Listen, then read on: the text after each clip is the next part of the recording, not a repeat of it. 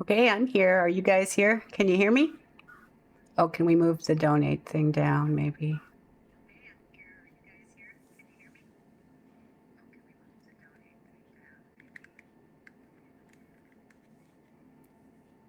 I think I'm too loud, too. I'm turning down a little bit. Ooh, up in the corner. Okay.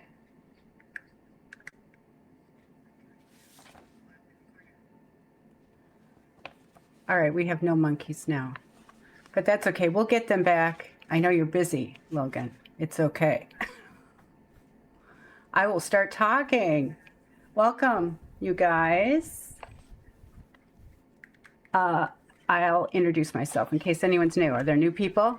I see lots of people I know. Oh, they turned invisible? Ophelia, okay. That's, I don't think so, but we'll wait and see. Oh, there's Momo. Momo's been a little slow today. He was running a little bit, but not like he usually does. So I don't know what's going on with him. I don't think he's sick. Don't worry. I just think he's a little out of sorts today, which we can do. I am Julie Nyworth, Dr. Julie, Professor Julie. Oh, hi, Mom, if you're watching.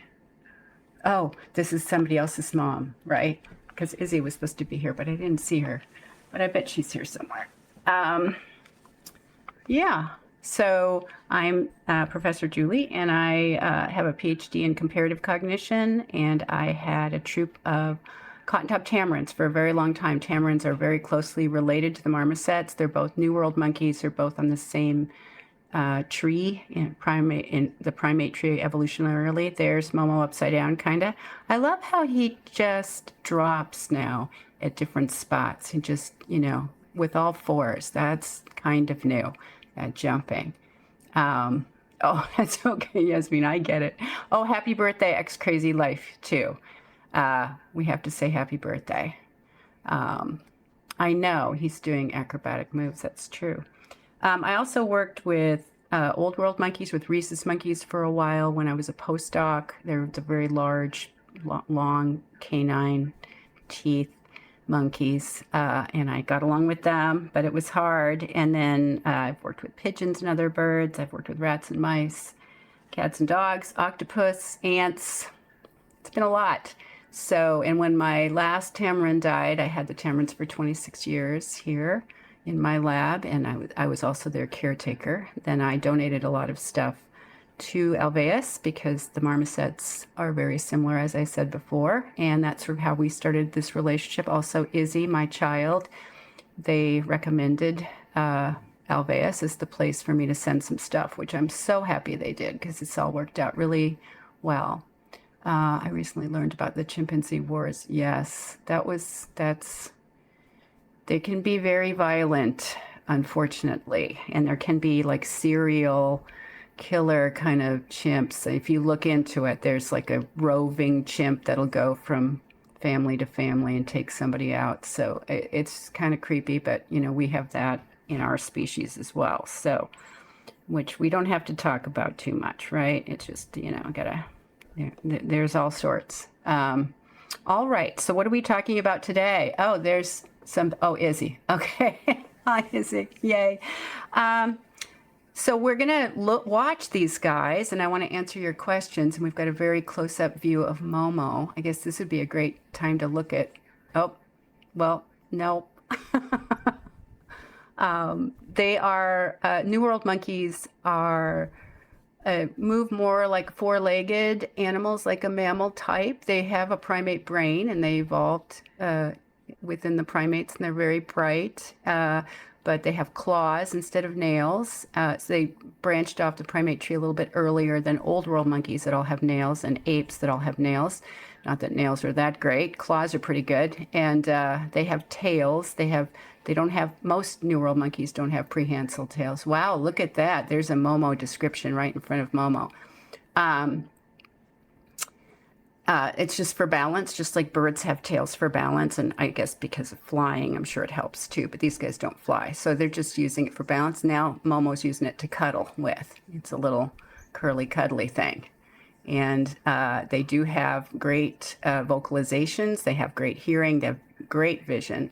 And so he's got those tufts of hair that grow in front of his ears. His ears are quite large. And they tune in to very high frequency vocalizations, higher frequency than we can hear, and also the high frequencies we can hear. So that some of the calls they make are probably out of our hearing range. They go beyond about 20 kilohertz, but most of the ones that we've recorded that they've made are between 6 and 9 kilohertz.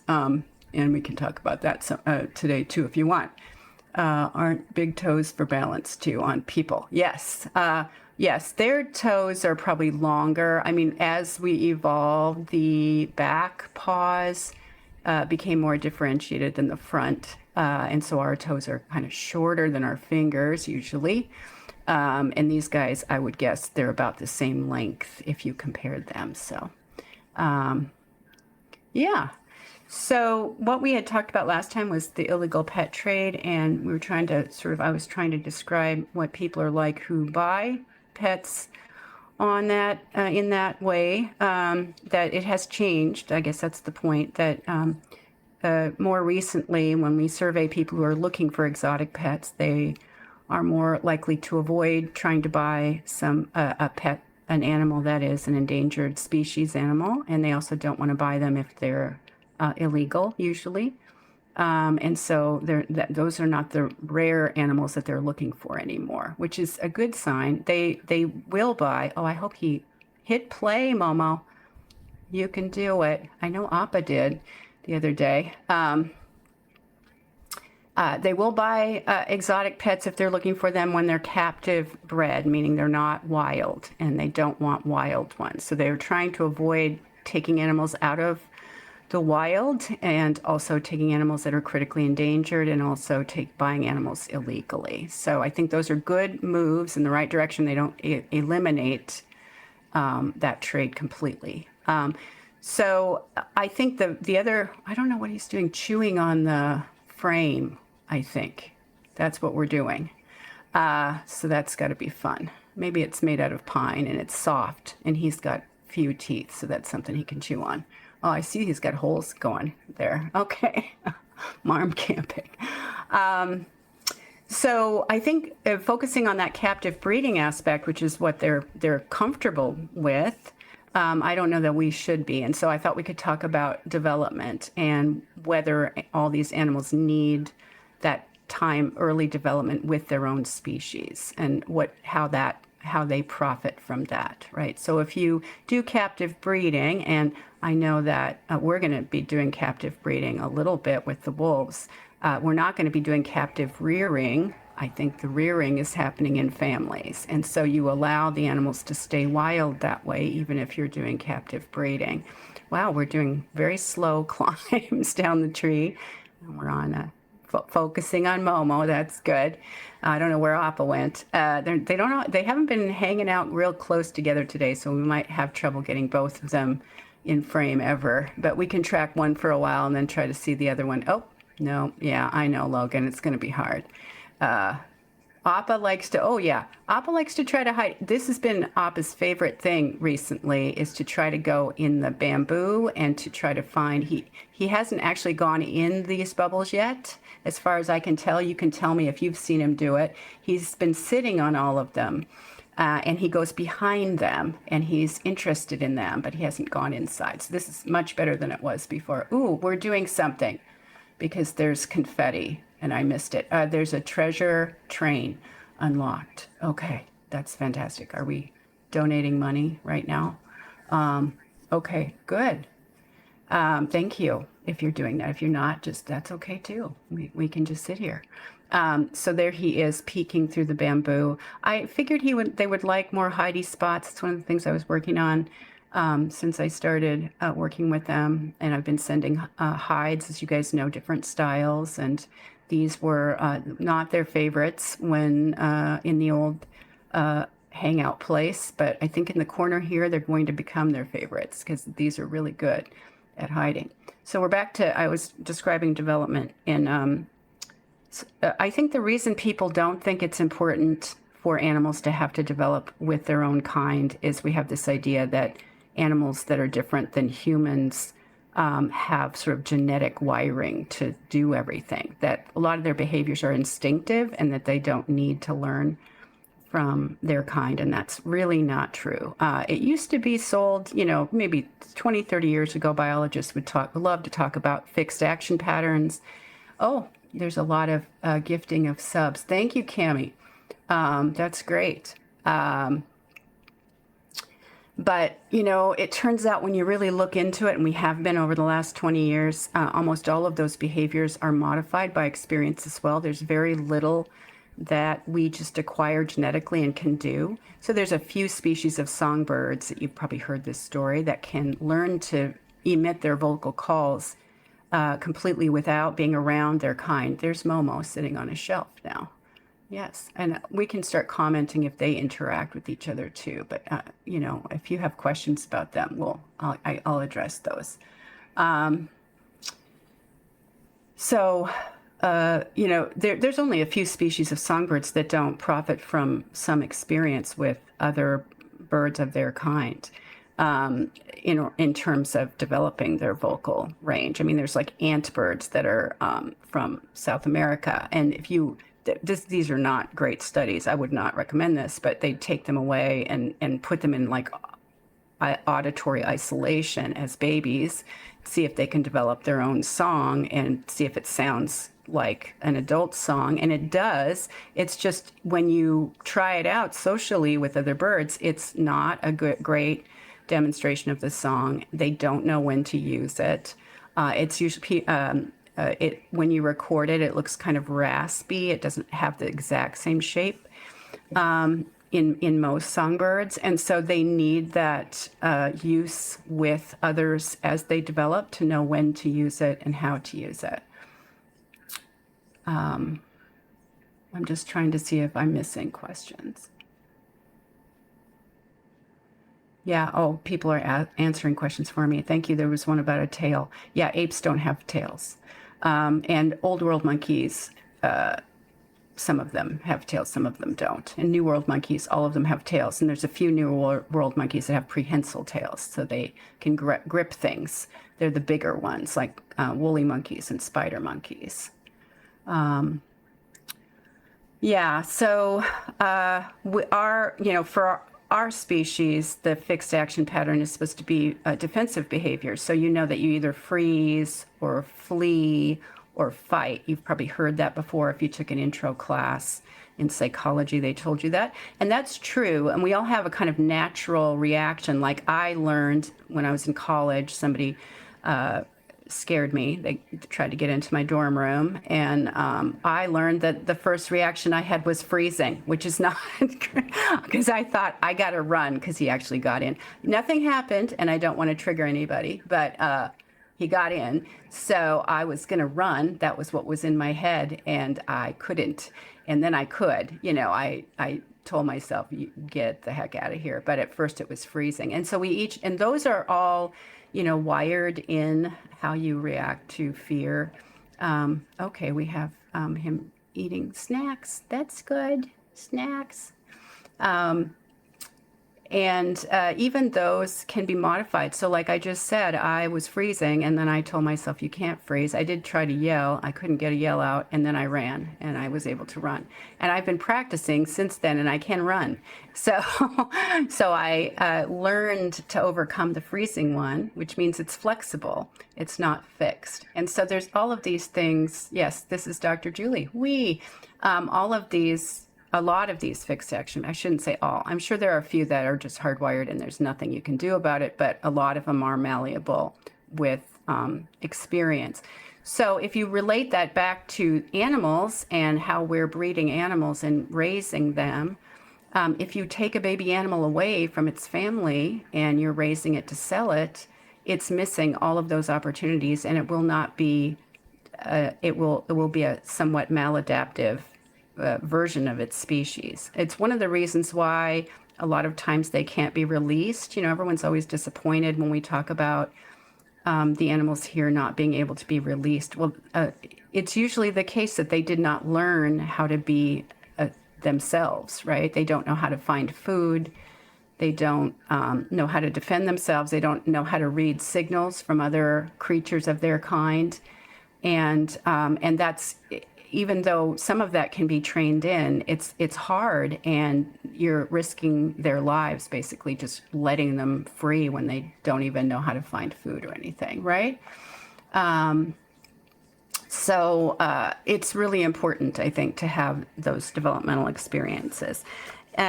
Also, sometimes animals have to be captively reared because they have been abandoned. So we have some cases of that, like Stompy, for example, and who was sort of he wasn't hatched by his own parents, his dad or mom. I think it was probably the dad that rejected him.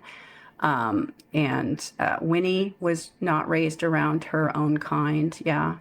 Aquila, we know, was isolated for some time, and I don't know if when he was little he was around his own kind or not.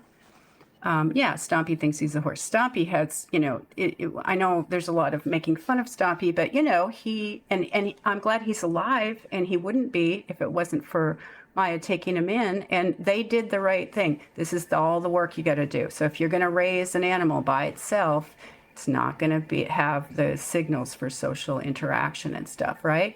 Then you have to somehow integrate them with at least one other animal if you want them to learn. And that's got to be a safe integration, so you have to do it slowly, and then they can start picking things up, right? But it's only if the other animal is very tolerant of that. So Appa and Momo were most likely like that as well. The animals we're watching right now, yeah. So and they're a little quirky, but they do get along together. There's two of them, and I think Stompy and Noli are starting to be friends. Stompy is acting much more like a pack animal than he ever did. Yes. So he hangs around. I know he hung around Ace a little bit and stuff, but he sort of wandered on his own and kind of hung around different animals at different times to try to make friends and stuff. And now he's doing much more what a pack animal would do.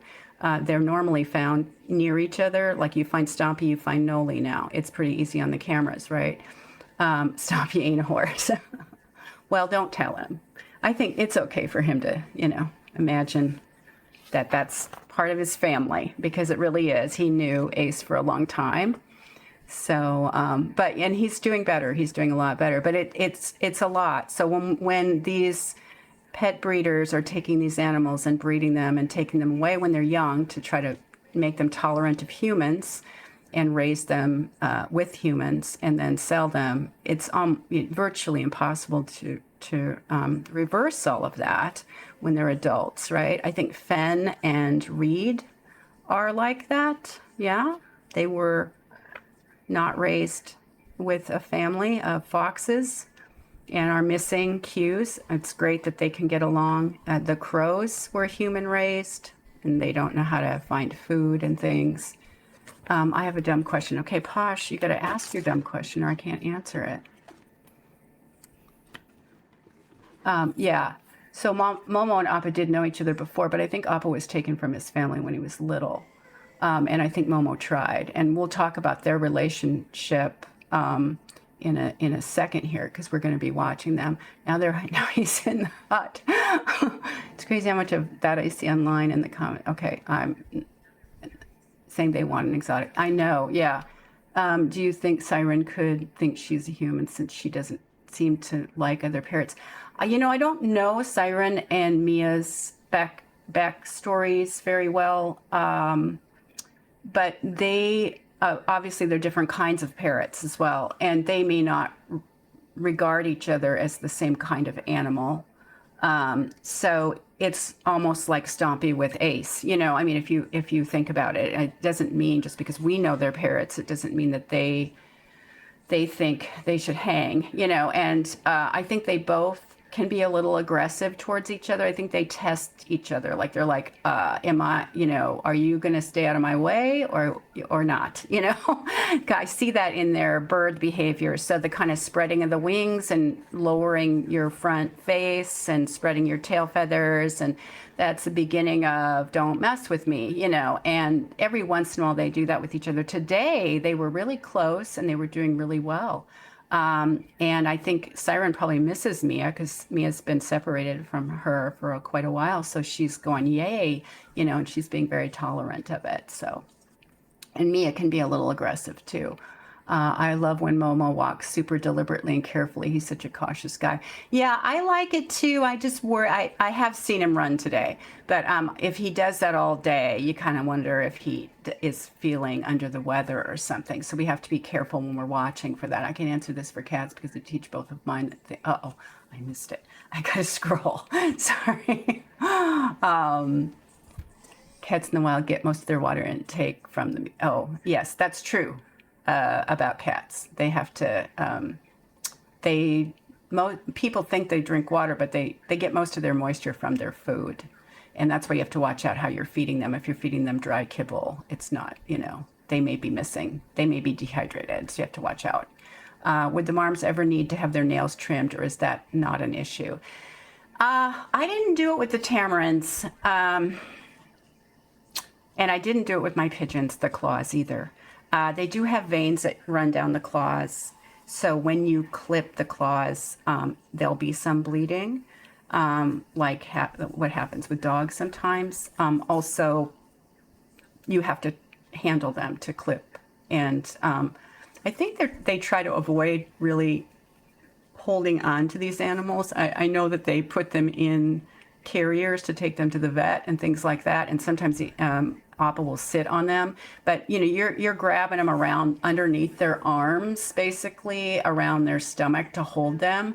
And I can promise you these guys would be screaming bloody murder, like you're killing them if they're holding them like that. They don't like it. And so you'd have to do that every time you wanted to clip their claws. They're okay with their claws, and they have a lot of wood to climb on and bark and stuff. And so it wears down. You can see there's nothing. If they started to curl all the way around, like really long nails sometimes can do, then you probably would have to go in there. But that would be a health reason because they couldn't grab things.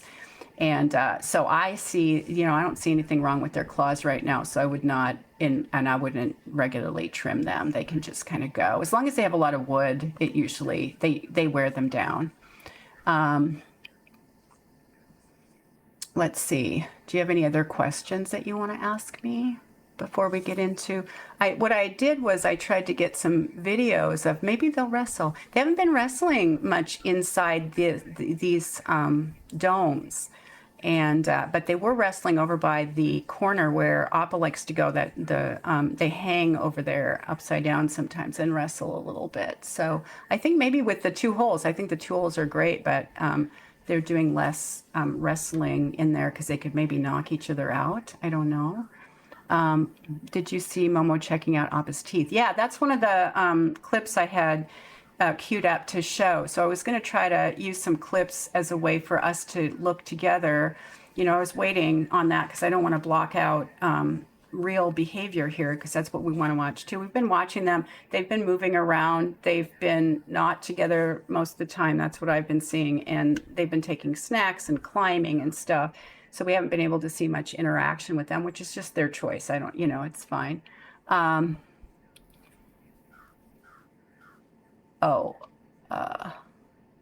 Question, could the marms be taught to use the iPad to communicate like the dogs and cats that use buttons, or the parrot that uses the assistive communication tablet? Could we eventually teach them to hit buttons to say certain things? Oh, for sure they could learn that. I don't think that this crowd at Alveus would want to teach them that. It would make them seem more pet-like, but my tamarins had to I didn't teach them to push buttons to communicate, but they were pushing different shapes on iPads to match things, match objects, or do cognitive tasks because they were aging and I was trying to study their cognitive decline. So I was testing them basically with visual stimuli on an iPad, and they would touch all sorts of different shapes that meant different things, like touch this one if they're the same, touch this one if they're different, that kind of thing. So, and you know, monkeys can learn to associate shapes with things and shapes with actions. So they certainly would have the mental capacity to do it. I think they just want them to play with the iPad. Maybe that natural visual tracking that happens with the bugs. I used to run an aquarium on the Tamarin one, and fish would swim by, and if they touched them, they would do a little goofy thing and play some music. And so that's that, you know, just that kind of interaction where their action, their hand action, makes a change in the screen. They usually like that. I haven't seen these guys actually touch the bugs. They're really interested in watching the bugs go around. Where would they sleep in the wild? In a little hole in a tree. So they'd find a little hollow in a tree and pile in there. Maybe take some leaves with them. I have often just bought $100 on Candy Crush. Yeah, I mean, you know, so I think it'll be interesting to see whether they need to change the game a lot. Like I used to have to. They'd get used to the aquarium and I would change it to something else.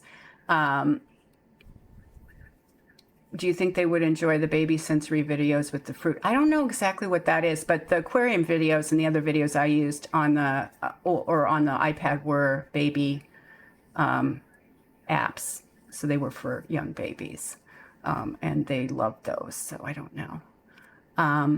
Okay, you know what? I'm gonna give away something because I keep forgetting to do this until the end, and I don't want to just do it at the end. They do get thicker fur in the winter. They should look fluffier. They're growing in a coat. This is a hat, so you can do it. And then I'll see if you have questions once this clears. But I can keep talking while you're doing it.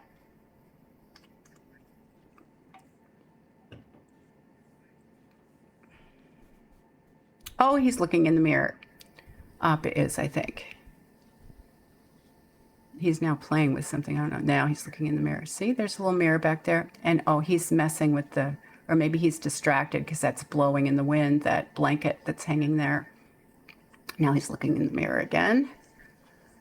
They don't habituate to that. If they thought that was just a, you know, when you have a dog or cat at home that looks in a mirror after a few days, they just walk by it and they don't do it. So you know there's something special about the image that they're seeing, and they use their mirrors a lot and they don't get sick of them. So it's really great.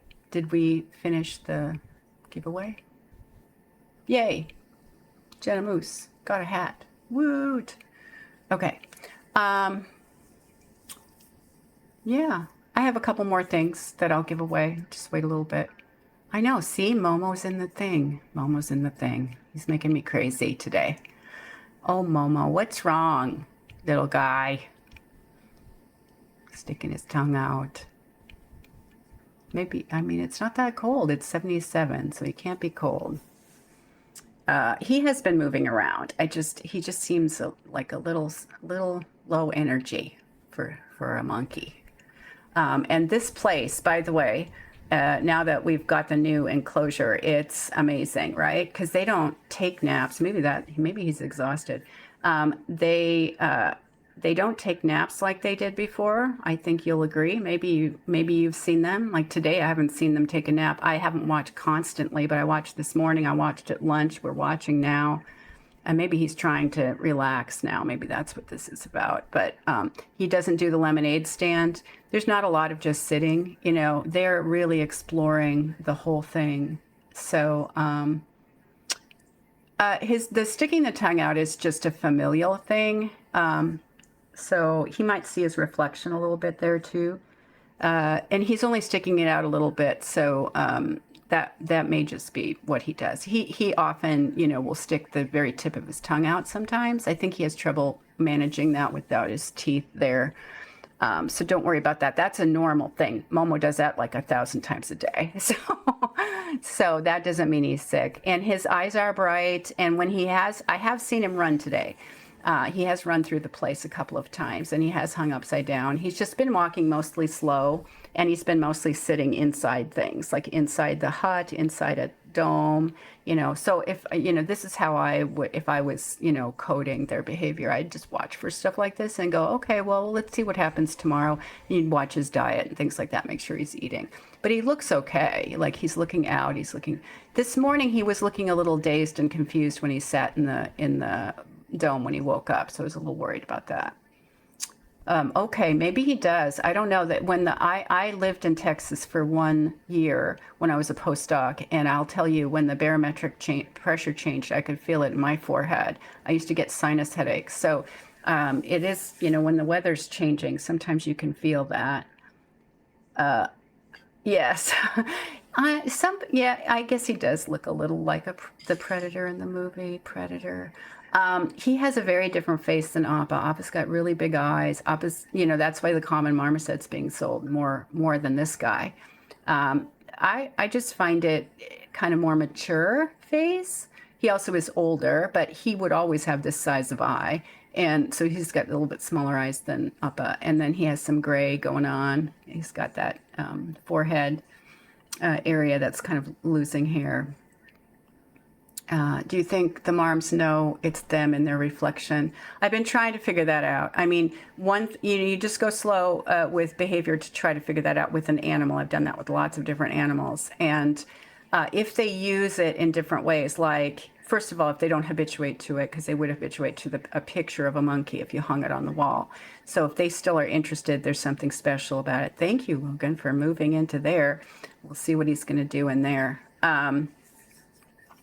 So for sure, they find it more interesting. It might be because the image is connected to them. So when they move, the image moves. That doesn't necessarily mean they recognize themselves in the mirror. It just means it's moving with them.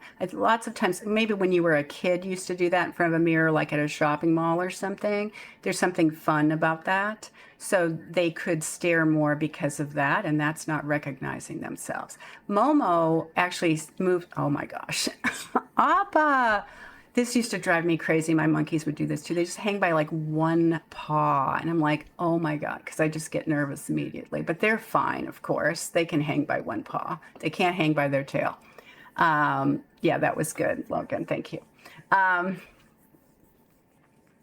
Anyway, Momo will back up to see more of his body in the mirror's reflection.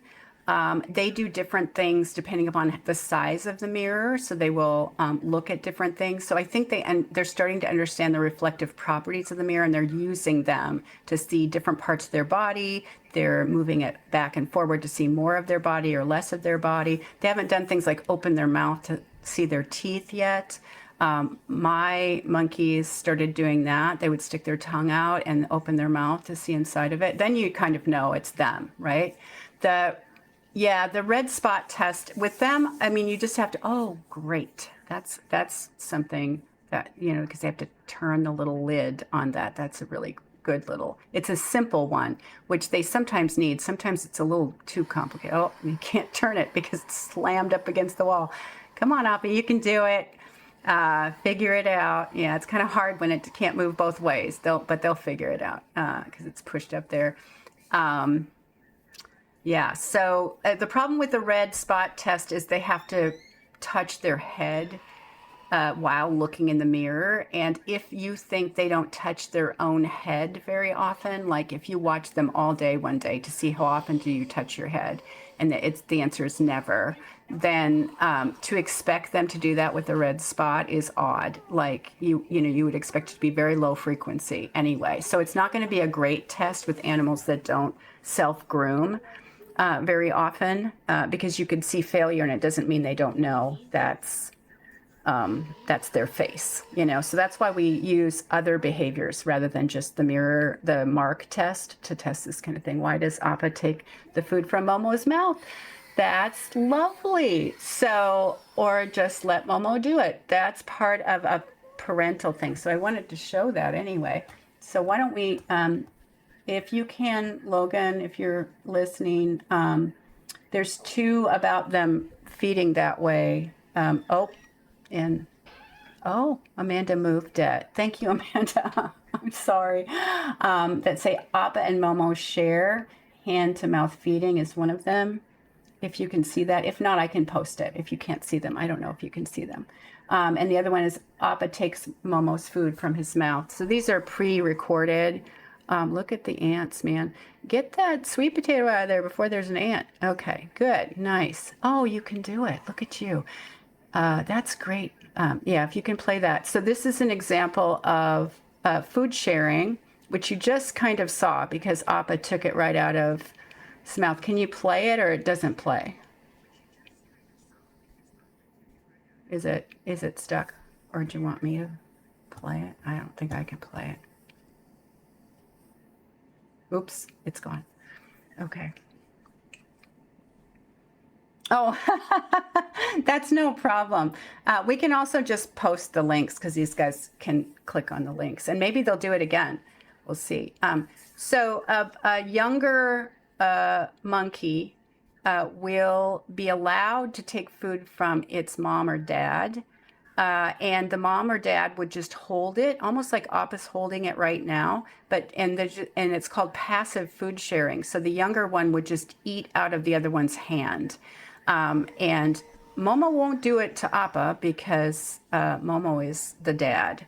But Appa will feel like he can take stuff from Momo because that's how he would feed him when he was little.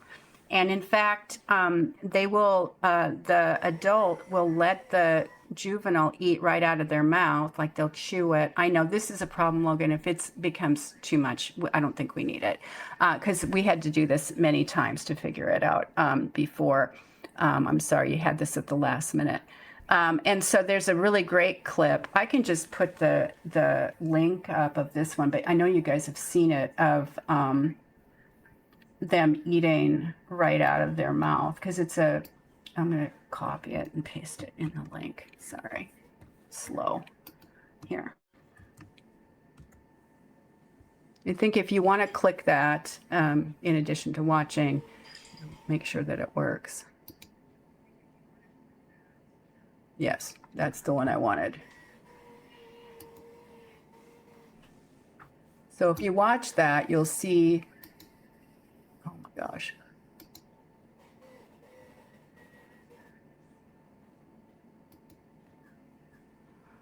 Yeah, so, and I know it looks kind of brutish, but Momo ends up chewing up more food and sticking it out of his mouth so that Appa can get it again, right? And so it's not that Appa's like beating him up or something. I know they look like the same size, but that would be only something that a dad would do when the baby is young, is to chew up their food and let them take it, right?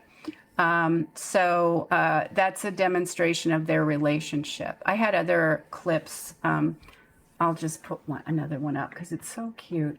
When Momo had been gone for a while getting some medical stuff and then came back, this was 2 years ago, so you might like to see this because it was a long time ago. Oh, what are we doing? Maybe there's something interesting happening. Oh no, they're just going to the door. So Momo thinks something else is going to happen. Oh shoot, why can't I do this? All right, it won't post for me. Let me just try one more time. And then, you know the one recently where, okay, I'm going to try this one. Okay, yay, I got it in there. So this was 2 years ago when they were reunited, and you can just see how excited Appa is to see Momo and just tries to hug him and stuff. It's very cute if you look at that. Yeah, well, it happens. And here's Momo really far down on a little thing. Are you watching that one now? I'm just assuming you are. Yes, it's very cute. I'll go back and try to. Oh.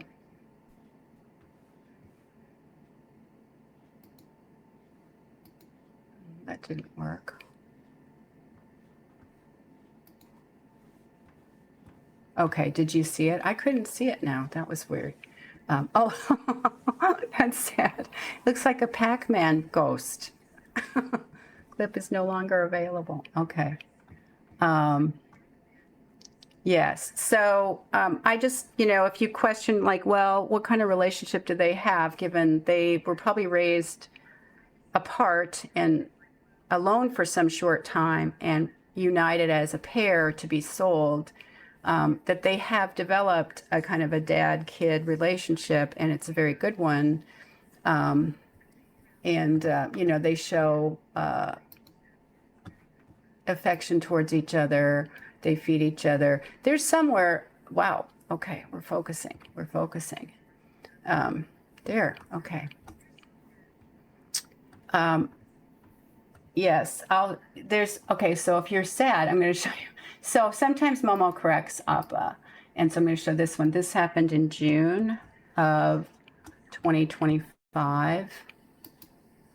Yeah, I think, yeah, you're right, Ophelia. It's more like a older brother. And it is changing more recently. People have been asking me about this. Sometimes when they're wrestling, I'm pretty sure Appa wins a lot of the time these days. And this is like a little slap because Momo didn't like what Appa was doing. And I'm not condoning slapping in any way by showing you this. It's just, they're monkeys, and sometimes you gotta get somebody in line, apparently. And so this is what Momo did. So that also shows that he's more the older, kind of wiser part of the duo. And it's a very light tap. Worst things happen when they wrestle, believe me. But they're not, and when they're wrestling, it doesn't get mean. They don't draw blood. They could easily do that. They could if you were there and they wanted to attack you, you would have some bite marks and bleeding. And Dr. Julie, you see Momo learned how to do pull-ups. No, oh, are you talking about when they practice with the device, when they get the syringe, or is there something else that I'm missing? Does he just do it on his own, like on a rope or something, the pull-up?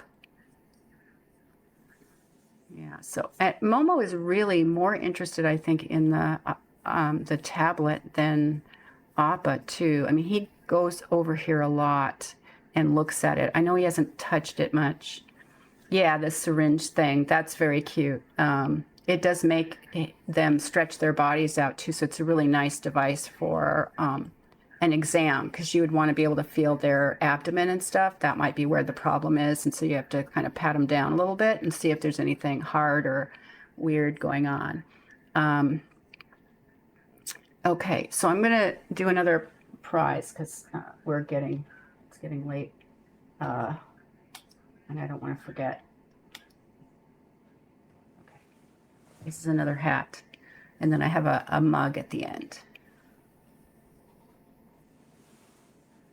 And once some of the signs go by,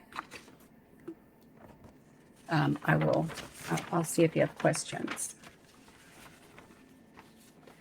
Okay, so even though, I guess the moral of the story is, even though these two were most likely captively reared, meaning that they weren't necessarily reared with their own kind. They were taken, for sure, they were taken away from parents the second they ate solid food. And that's the way they get them ready to be pets of humans. And so you don't want to leave them with their family, or you're going to be fighting the family every time you want to take them, right? So they take them away, and then they're housed separately. They might be housed with another monkey, like in this case, another male monkey for Appa.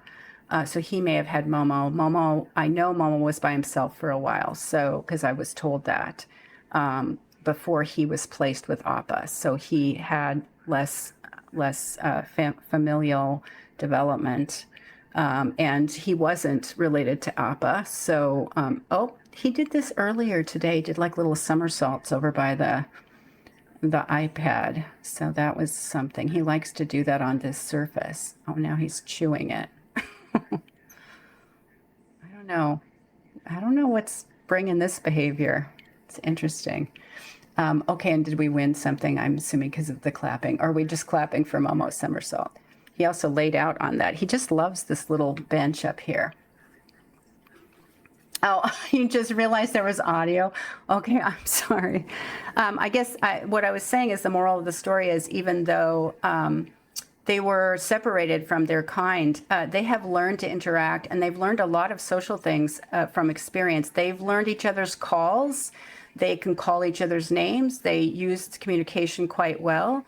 They're interacting well socially. They read each other's behaviors very well. They don't have miscommunication about that in terms of passing each other or sitting next to each other, the kind of space issues, that sort of thing.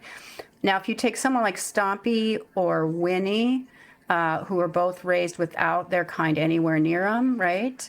You're going to see problems like that. Like they won't know when to not do something, and they might do things to other animals that the animals perceive as aggressive. So like Winnie lately has been leaning on everybody, right? And head leaning is a play behavior in cows. It can be.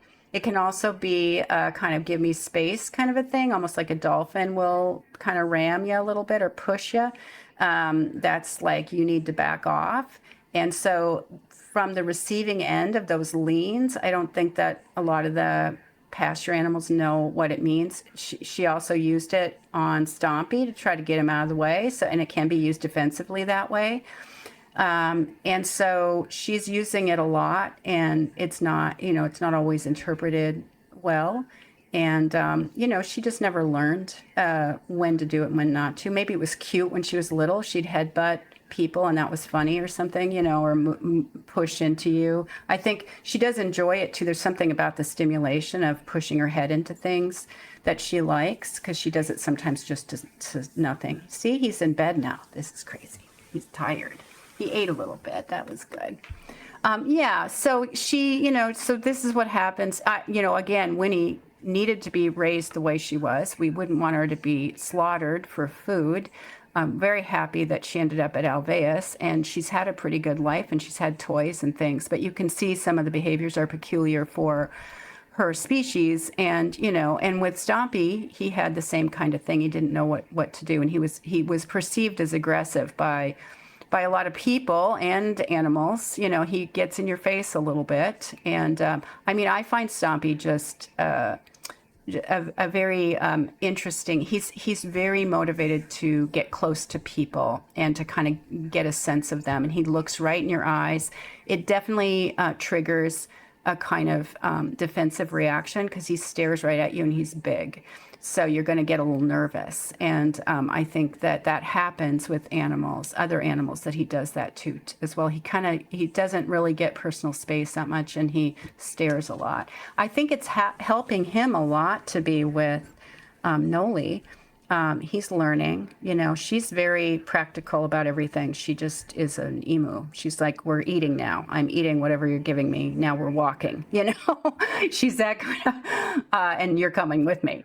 And if you're going to walk over there, I'm walking over there, And so I think she started like hanging out with him more than him choosing to walk with her. But now they go together. So he's learning to be an emu. We should be very proud of Stompy. I really think that's great that nothing aggressive has happened. And Aquila fit in really well there. And I think Fen and Reed get along well.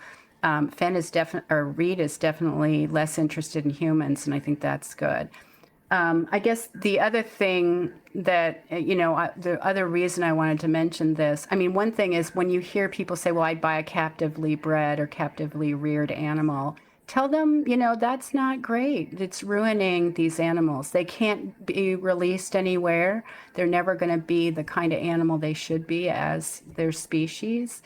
And you're reinforcing that, and you're not going to want them because they're going to be wild enough that they're not a good pet either, So we don't want to reward that behavior just because it's captive and not wild. There's nothing better about taking a captively bred animal, I don't think.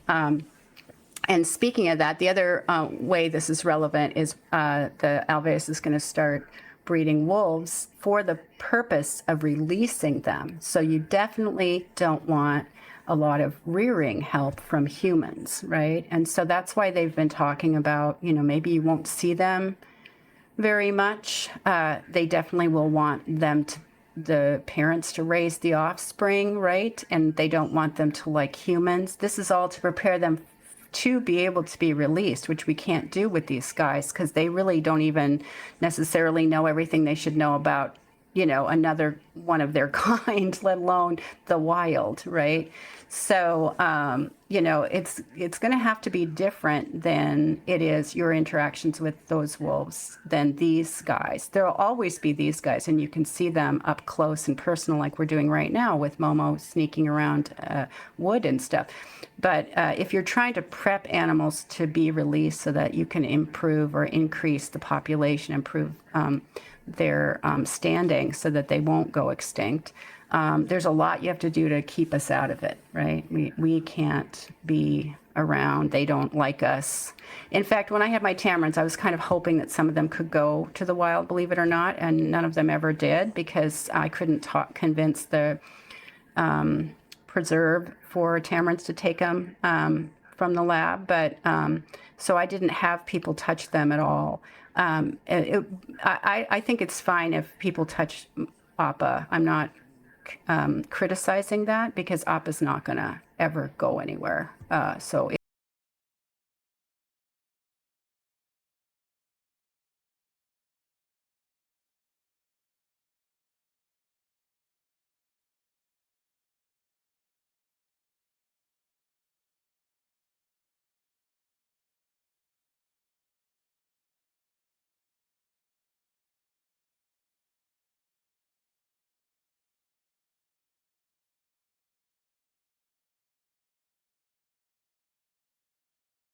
Do you think while this is happening, can we try?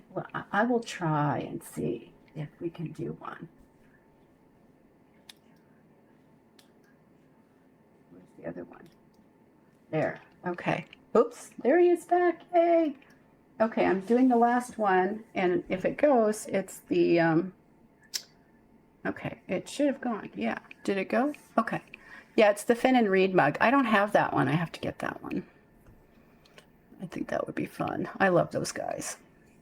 So I just thought talking about development and talking about, what they need from each other and what they lose from captive rearing when we rear them helps you to understand what these guys are like, and we still love them, and they do have some behaviors that fit their species, and it's interesting to watch them, but they would have great difficulty being loose or sometimes with another animal, so we have to go slow. That's what happened with Stompy, and these guys are together, thank goodness. Some of you sometimes suggest, why don't we get more monkeys and stuff too, like could you put another marmoset or two in there? And I just think you should think about these problems, right? Okay, what kind of marmoset is this? What is that marmoset's background? How are these guys going to, because they understand each other, but they have a relationship, right? And they've had some years together. So it's going to disrupt things to introduce someone new. So it's a lot. It's a lot. I think, I'm not saying they shouldn't do it. I just, it's something they have to plan and have time for, and it's slow introduction and all that kind of stuff. So, oh, good. Who won it? I never see who wins things, but somebody won, right? That's why we're clapping. Okay. I was watching Momo try to scale the cutout for some reason. It's okay. Hi, I'm glad you're here at all. That's good. You just got to show up, Does anybody have any questions that they want to ask? And here's Momo upside down. Oh, okay. So the camo guy won? I don't know who that is. Yes, he's upside down. He likes to hang upside down. He missed that. I don't know. That's amazing that the changes in the enclosure brought that out in him. Also, he runs more. Appa was running all the time. But definitely the upside down stuff, he likes to do that. He's been doing the circles. My monkeys used to flip over branches all the time, do 360s and on ropes. And these guys are starting to do that. Do the marmosets bite? Yes.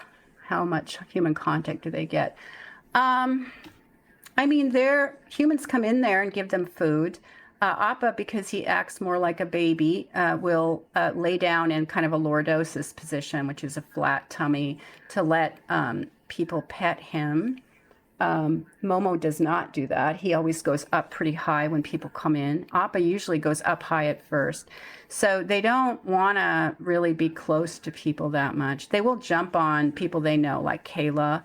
I mean, Momo doesn't. Appa will jump on Kayla. Appa jumps on Maya. And sometimes on some of the other staff people, I think a little less often than Kayla and Maya. Appa really is okay with that. Oh, he's so cute. It must feel good to stretch out like that for them. But the tamarins used to do this behavior too. And I had posted some clips earlier in an earlier session that showed marmosets in another enclosure before we changed this one, because I wanted you guys to know how we were going to change it. And they were running and hanging upside down. That's why I showed you, because I thought, okay, this is the behavior I haven't seen, and this is what I'm hoping for. And here we go. We've got it, right? Because I know that this is more like their 100% healthy behavior that, oh my God. So I had one monkey, Encore, used to do this, hang from her toes. Like he's basically hanging from his back feet. That's crazy, right? I mean, why? It just used to make me nuts when I came in, because I thought they were going to fall. And of course they never did, because they're very coordinated. It's just me being nervous. Oh, and I was going to say something about future stuff. So, do monkeys often fall out of trees? They can. Their skulls are really hard, especially the New World monkeys. They're little monkeys and they have really hard skulls, and they can fall through. And the branches and the leaves and things slow them up. And then the forest floor is usually soft. They can fall a good 8 to 10 feet without damage, really. They pull in their appendages. They don't break anything, but they're okay. And here there's Appa. Well, Appa's tired. Look at them. Oh, well. I was going to say for future, what I'm doing, I would love to do this all the time. I usually have time maybe twice a month to do it. And what stopped me is just scheduling things and figuring out times and stuff, because for a while, the collabs were around noon, and I tried to make my thing late enough that I wouldn't run into collabs, right? So that's why it's 3 to 4 right now. I used to do it in the morning, or, around 11 to 12 or 12 to 1. And then a lot of the animal care things and Lucas and Daniel were all in the morning. So that's why I picked the afternoon. So I might try changing the time the next time I start it up. And then I stopped it because the Africa thing, there might be, who knows when the shows are going to happen, right? Because, and the timing might change. So I didn't want to interrupt or interfere with any of that. And so I'm going to try to work on one show, if Evan is okay, one show with Evan in December, because I don't have anything scheduled in December. And then starting January, I would start again and run some dates by Maya, and probably Space too, and just see, So we'll get it started again. And then I'd love to get suggestions from you guys about things that you want to hear. So the very first one I do, I'm going to ask you for some. So try to prepare for that. And yeah, the Evan thing, I'll just say for a minute about it, because we don't have hardly any time left. So I've always been interested in insects, and they do a lot together as groups. They build things, they store things, they work in unison, sort of a bug's life kind of thing. There's a gap in the line. You remember all that. And, I'm not sure how much awareness there is in that, or what Evan would say about their thinking socially. Like do they get out of each other's way? Do they do things flexibly, or is more of so most people think bugs have fixed action patterns. They don't have any flexibility, and I don't think that's true at all. So I'd be really curious to talk about insect behavior and compare it to mammalian behavior or bird behavior. Yes, we're just hanging out the back, aren't we? Or peeking. Are they this tired at 4 o'clock? They are running around a lot, so they might be. This might be okay. I think for Appa it is. He's been crazy today. Anyway, I'm going to have to say goodbye because it's 4 o'clock. Thank you guys for showing up. I really appreciate it. Oh, I'm going to post 2 more things. because people, so I put all of my shows on a playlist in my YouTube channel so that you can go back and watch them. And these are just, they have links to the Alveus Sanctuary highlight reel. So the Alveus Sanctuary is still getting the counts when you watch them from my YouTube thing. I didn't copy the videos. They're just links, but they have all of the in there. So it's easy to find, because I know it's really hard to find my chats in the chat playlist. And then there's my website for my lab, and I'm also going to make an Alveus page there for links to the talks I've given. So it's going to be easier for you if you want to copy those links down, and you can already do the YouTube one to watch back issues of chats with me. Okay? All right, great. I will see you in December, I hope. Bye-bye.